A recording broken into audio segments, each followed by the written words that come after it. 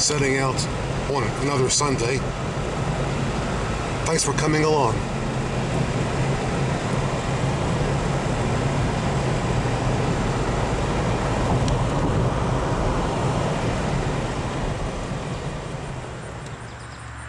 Stop here by Glenfather Falls Park. Used to be past this place in other videos. There is no quarry in the woods we're going to have a look at, assuming I can access it.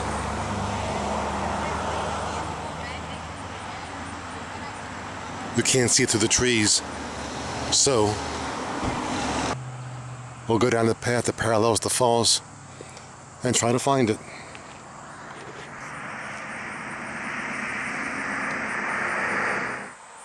There's the falls itself. Our quarry is this way, about a quarter mile, if even that far. Down this skinny, barely defined path.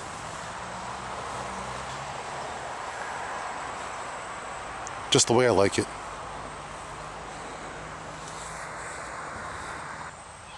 So join your bullfrog and company before we walk through the woods. Oops, got a ditch we have to ford here.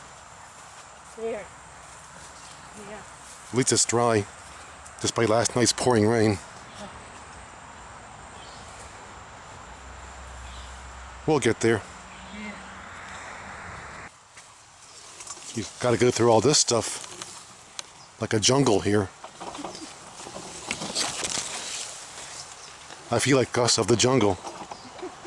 Well, there's no George here. Right.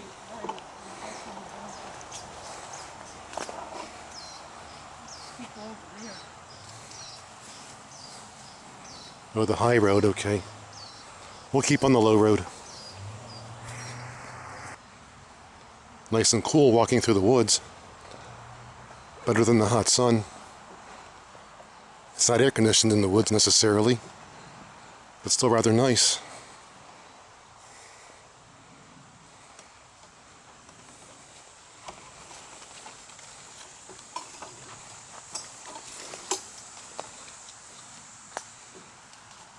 Oh, just a photography moment. Another Kodak moment. I see something right by the bridge, maybe. Oh, I'm using Sony, that's right. Another Sony moment. And now to get across this.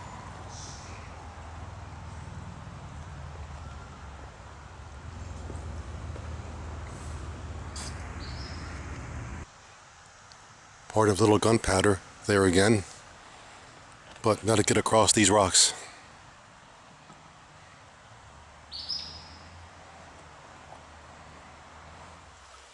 Made it. But up here the path appears to be easy going. Glad for that.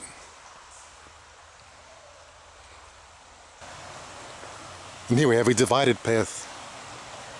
Got the eastbound path here and the westbound path over there. Like a highway. That's pretty cool. Whoever thought of that? But up here, back to a single highway. Path. But one more path goes up that steep hill. It might be a shortcut to the quarry, but I'm going to try to find a less steep climb by going this way a bit more.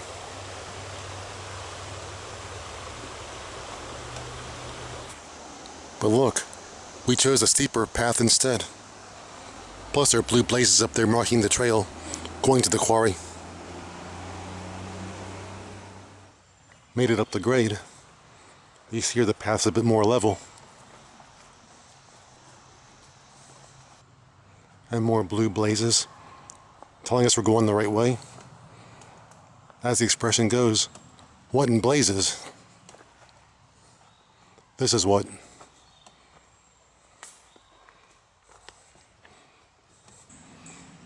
And there is a structure that I believe was associated with the quarry at one time, but don't know what its purpose was. And to the southeast, you can almost make out the quarry clearing up there. The clearing where the quarry is. We're almost there. Got a little bit more hiking to do. Past that blaze up there that somebody tried putting a smiley face on, apparently. Yeah, I see.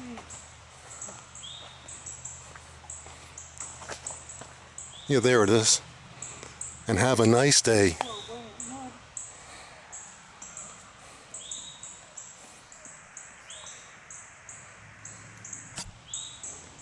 And right here are the remains of an old driveway that led to the quarry. There's actually some pavement here leading up to it, which should make our ascent up that hill a bit easier, at least until it becomes grown over.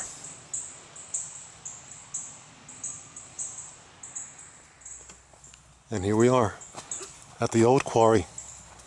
Don't know its name. On the Google map it just says Old Quarry. Of course, now we're back out in the sun again, but there it be, the quarry wall, although probably obscured by growth.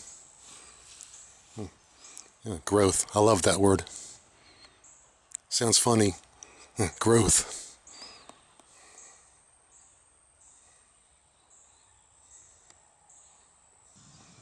Up there is somewhat of an overhang in the quarry wall. I'll have to come out here when the leaves are down and show you more of it. More of the quarry itself. As I said, it's all that growth. This only operated for just a short time, between 5 and 10 years, in the mid to late 40s, and that was it. And no record in any place of where the stone was used, or else I'd take you there and show you.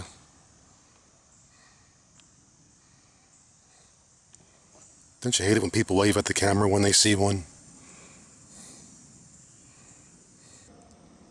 So there's our old quarry. Now to make it back down to the falls.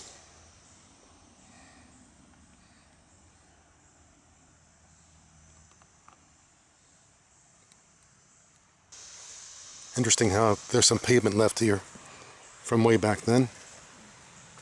Also a couple bridge supports for a bridge that jumped across the falls that led to here from off the main road. Oh, I got snarled on something. Hold on. Well, you try doing this and carrying a tripod with you. Believe it or not, I'm carrying my tripod around. Going back a different way here for variety. Basically following the path of the old driveway. Here are the bridge supports I was telling you about. The ones carried the driveway over the little gunpowder.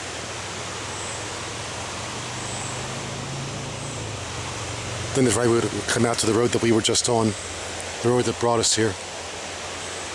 But all grown over, as you can see.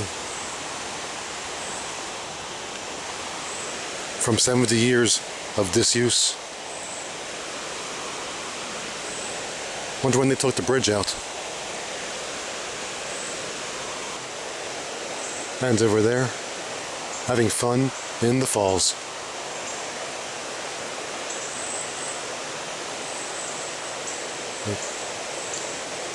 No skinny dippers today. Sorry.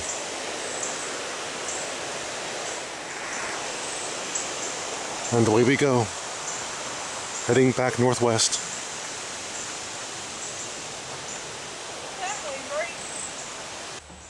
A walk through the woods with Bullfrog and company.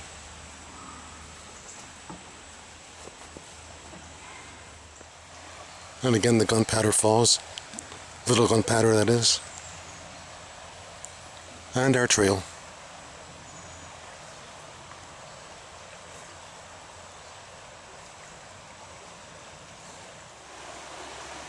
And back at the divided section I showed you earlier, the path we took earlier was up here. We went that way before.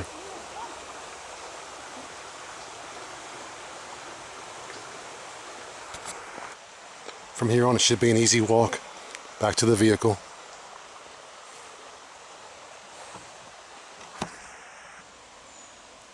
But over there is something proclaiming we're number one.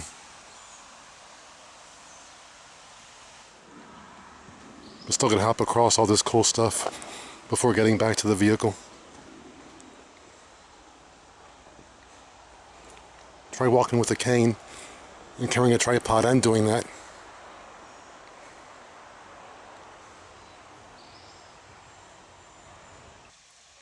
And over there, the main drag. We'll see me walking across that bridge. But first, gotta go back through all this.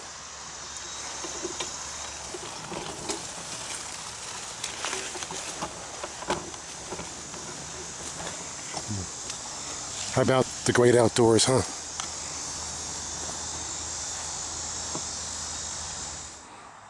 And here it is. And now to get over it. Yeah, get over it. And now back at the vehicle, where somebody parks smack dab next to me, despite there being all this room. I can figure people out. Alright, now to get back in and throw that air on.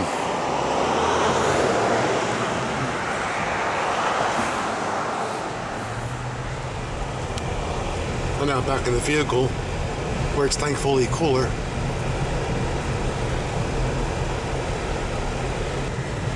A cool quarry back there, though.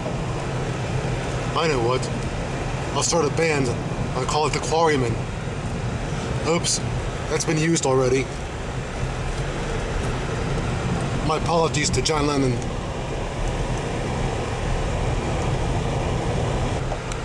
And of course, at one time, that's where Fred Flintstone also worked. Remember, you jump off the dinosaur, then punch out. And now we're entering Fallston, Maryland. A former mom-and-pop railroad town. The line would have crossed here at one time, but south that direction, obscured by vehicles.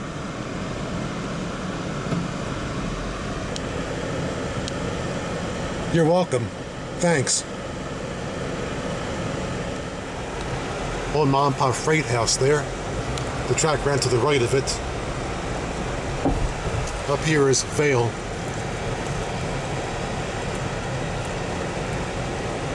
And to the right is the former mom and pop Vale station. Again covered with growth. There's that word again, growth.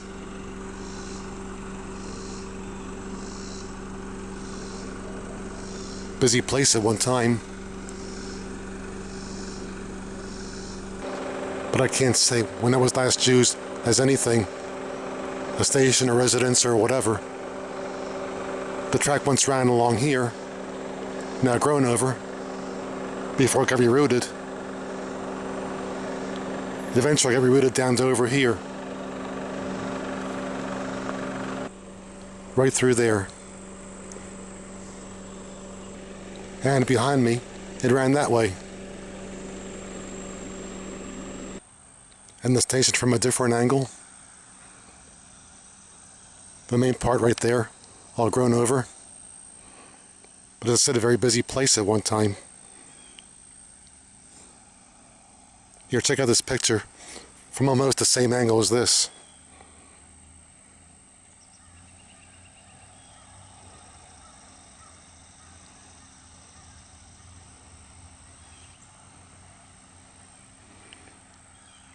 I told you.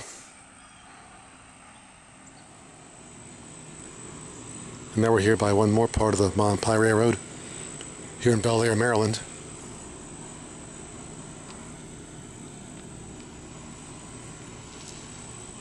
This part's a hiking trail. Now looking north up the line. If the track was still in place, I'd be standing on it. Up there's a site of Bel Air Station. You want to see it? I know you do.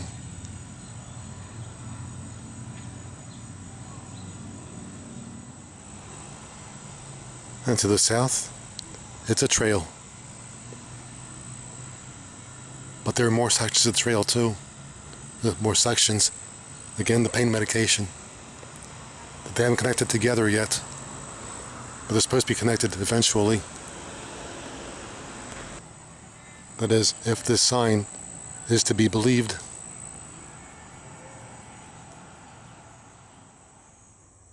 And the next section of the trail to the north, the one here in Bynum.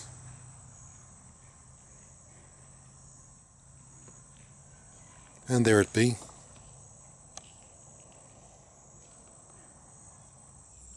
Looking northwest up the trail on the original right-of-way. That's the access, but at one time the line ran right through here, now all grown over. Believe it or not, up until 1958. But where did it go? I can't tell. And of course, MAPA is the acronym for Maryland and Pennsylvania Railroad, but no one ever called it that.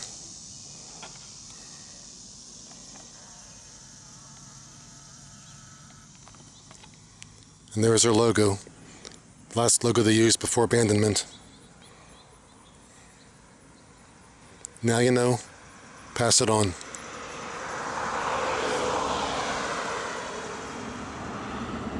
Now by the former Forest Hill station of the MAPA Railroad.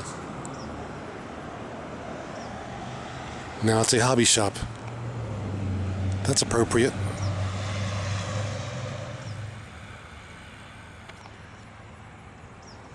Model trains. What else would they be selling in a train station?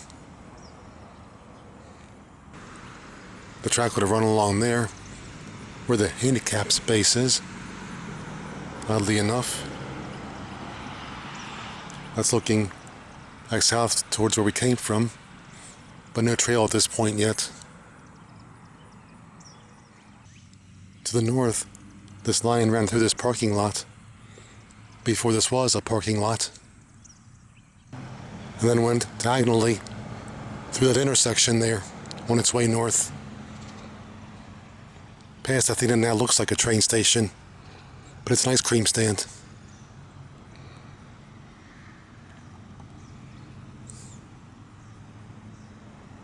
Yep. Abandoned 1958, pulled up 1959.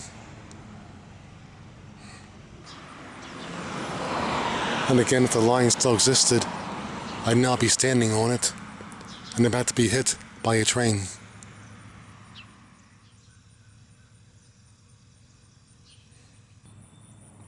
But here's something I always thought was a bit on the goofy side. The sign says no commuter parking, but the train stopped running all those years ago. So why that sign? No commuter parking for a line that stopped carrying commuters in 1954. Go figure.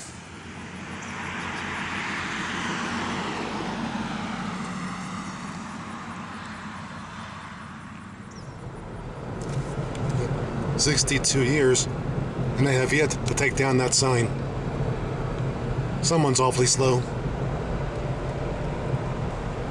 Okay, that's why the sign's there. Because the trains no longer run. So why should commuters park there? There's no point in it. I finally figured it out.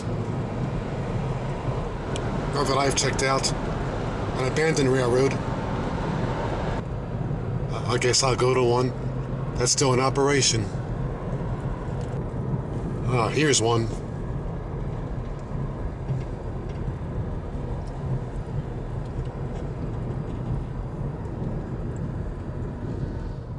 And one here too.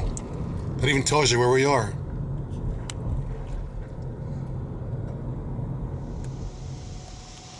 And here's why I came.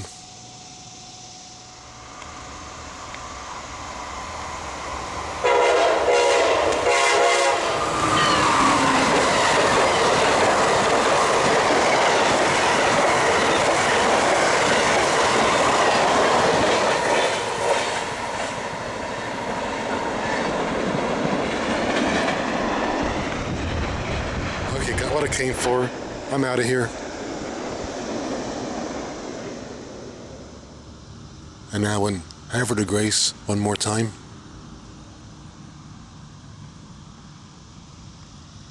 And stop by this cool lock house of 150 years old. The house is the museum right now.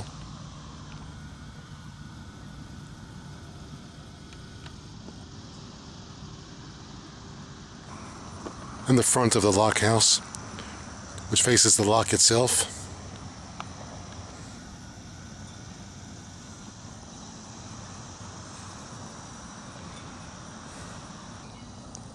another view of the lock. This was part of the one-time Susquehanna and Tidewater Canal, which operated up until the 1870s. And looking upstream from the lock, some of the canal still left with water in it, but it goes about a quarter mile, then dead ends. No more water, it's dried up. It paralleled the Susquehanna River over here to the right.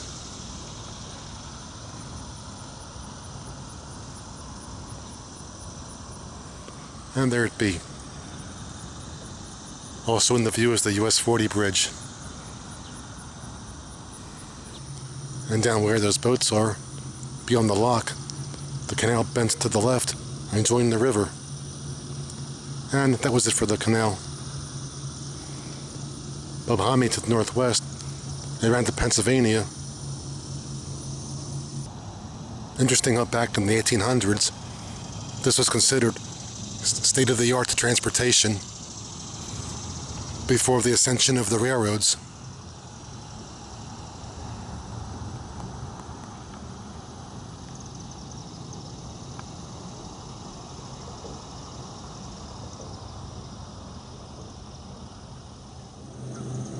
And again the Susquehanna there, and the US 40 bridge. Beyond that, that older bridge was original B&O, now CSX. And faint beyond that, you can barely see the I-95 bridge.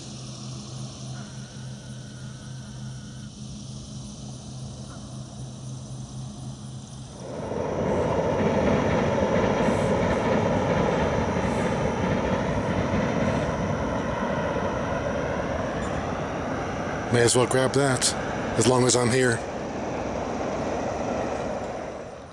And one might assume where these boats are parked might have been a one-time turnaround basin for the canal boats. Most canals have turnaround basins before meeting up with tidewater again.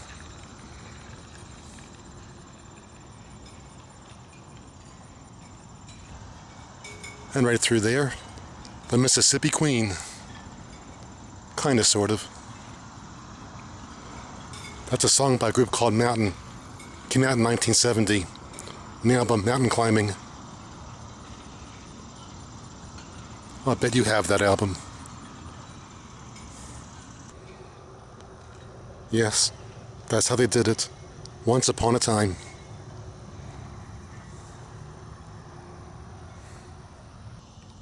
But once again, I can't help stressing. Avoid those 3-hour tours. Unless you've got 3 years, you're not doing anything. Anyway, hope you enjoyed this tour. All the cool places I took you in less than 3 hours. Yeah, my tours are better. But again, much traffic on I-95. I recall when the road opened, it was 2 lanes each way and almost dead empty. Now it's 3 and 4 lanes each way and jam-packed. Man, I miss my kid days. But at least my lane's moving faster than the fast lane. Although not by much.